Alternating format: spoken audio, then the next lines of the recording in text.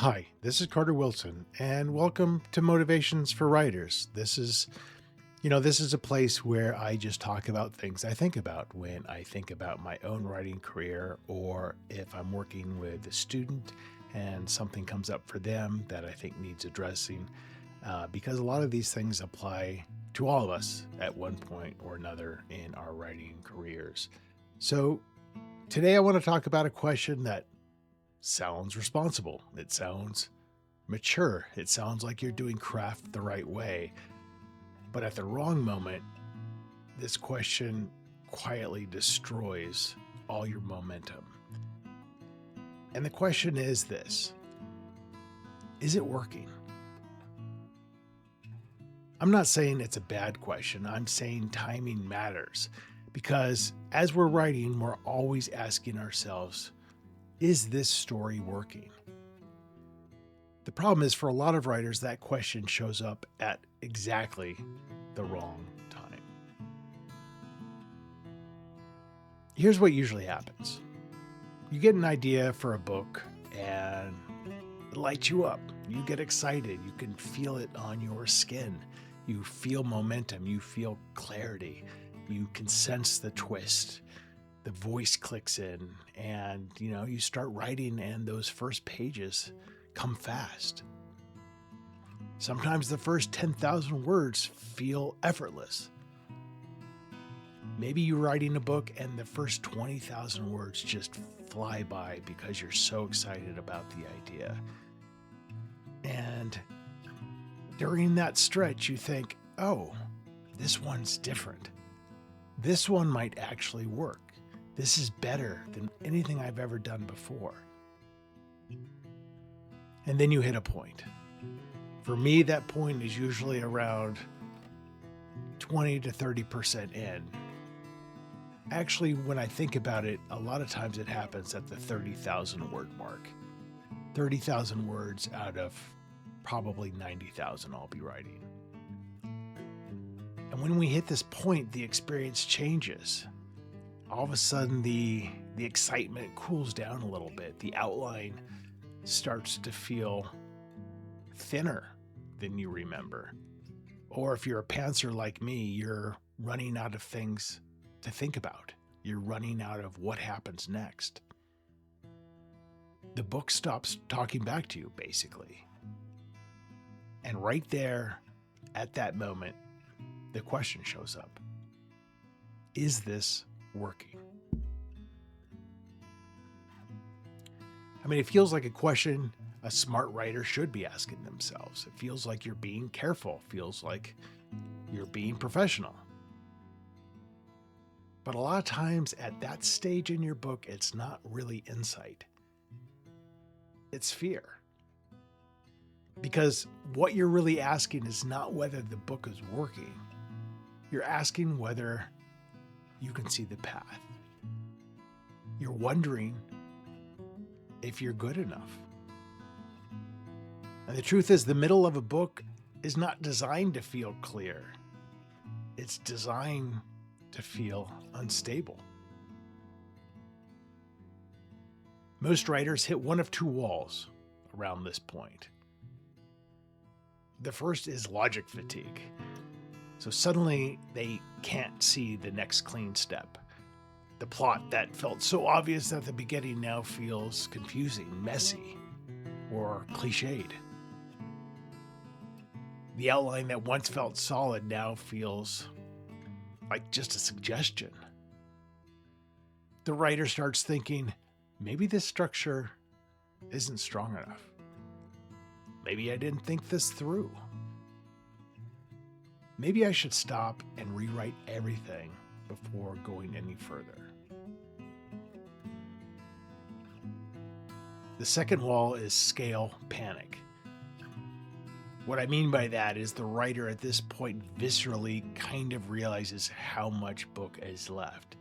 If you've written 20,000 words and you think, I still have 60,000 words to go, I still have months of work ahead of me, then they start thinking, can I do that? What if this never comes together? Is there enough story left to tell? And instead of saying, look, I've made good progress, I'm getting towards the middle, or I am in the middle, they say, something's wrong. And I'm telling you right now, that's a trap you need to avoid. Because the part of the book we're talking about is where clarity drops and doubt spikes. And that doesn't mean the book is broken. It just means you're kind of past the honeymoon phase of writing. You know, starting a new book is sometimes like starting a new relationship where there's just passion and you don't want to be away from them. The middle part, though, becomes the uncertainty of the relationship. And, you know, at a basic level, uncertainty makes people reach for certainty. They want proof. They want reassurance. They want to know it's worth it before they keep going. But you're asking a half-built thing to justify its existence. And that's not a fair question. So I want to be precise here because this matters. I'm not saying you should never question your work. I'm not saying you should blindly push forward no matter what. And I'm not saying your instinct is always right. Healthy questioning, of course, is real. Workshopping your book is real. Craft matters. Awareness matters. But there's a difference between evaluating the work and withdrawing trust from yourself. Evaluating the work sounds something like this. What's not landing yet? Where does it feel thin? What feels like it's a cliche? What question am I circling? Those are questions that keep you engaged. Those are questions that improve your craft. They make you curious. They make you want to get better. Now, withdrawing trust from yourself sounds like this. Maybe this is a bad idea. Maybe I don't know what I'm doing. Maybe I should just quit this and start something else. Maybe I'm not meant to be a writer. All those maybes, all they're doing is giving you an exit ramp. And I can tell you, after writing 13, 14 books, the middle of a book is where exits feel most tempting. And this is where a lot of writers abandon good projects, not dramatically, not in a blaze of self-awareness. They tell themselves a reasonable story. They say, I'm just going to step back and rethink this. I just need clarity. I just want to make sure I'm not wasting time. But a lot of times, stepping back becomes stepping away. And stepping away becomes starting over. And, there you are again, starting over because that feels productive. That feels seductive. When you start something, it makes you feel talented again. But none of it matters if you never finish something. Think of writing a book like a marathon. No one runs a marathon by constantly calculating the remaining distance. If you start thinking about all the miles you have left when you're only at mile 8, you're screwed. You don't run the marathon by thinking about the finish line. You run it by thinking, what's the next step? What's right in front of me? Can I keep moving for just 5 more minutes? And writing books works the same way. The moment you start thinking, I have so much left to do, what happens is you've left the page that you're supposed to be writing. You are no longer in that meditative state. You are no longer in the present moment. The job is not to see the whole path. The job is to cut the path yourself with as big of a machete as you could find.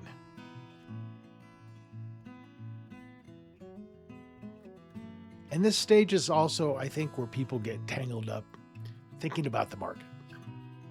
And again, let's be honest. The market, of course, matters. You want people to buy your books. So awareness is really part of that professionalism. But if market logic overrides your excitement too early, the book goes dead. The story you thought you were telling at the beginning might not be the story that wants to exist.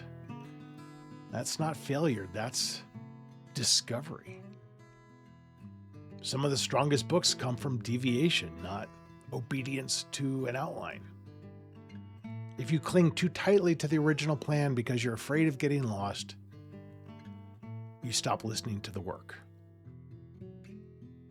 And listening matters. Curiosity matters. There's a difference between pivoting because the work is asking for something else and quitting because you can't see the path forward. One is courage. The other is fear. So here's something I want you to really hear. A book does not prove it's working in the middle. A writer proves they're willing to stay. If you're around that 30% mark and asking, is this working? Try replacing that question with better ones. What's the next honest step in this story that feels right based on all of my experience as not only a writer, but as a reader? What scene is asking to be written? What happens if I just go for another 10 pages? What might be revealed? You don't need certainty at this point. You need forward motion. And if the path isn't appearing at first, it will when you keep cutting it.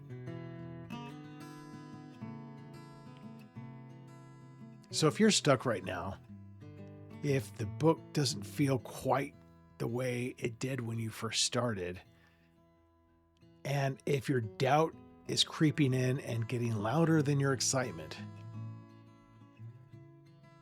that doesn't mean you're failing. It means you're doing the work. Just stay with it. Take the next step. And stop asking the book to tell you the future before you finish building it. Now go get back to the page.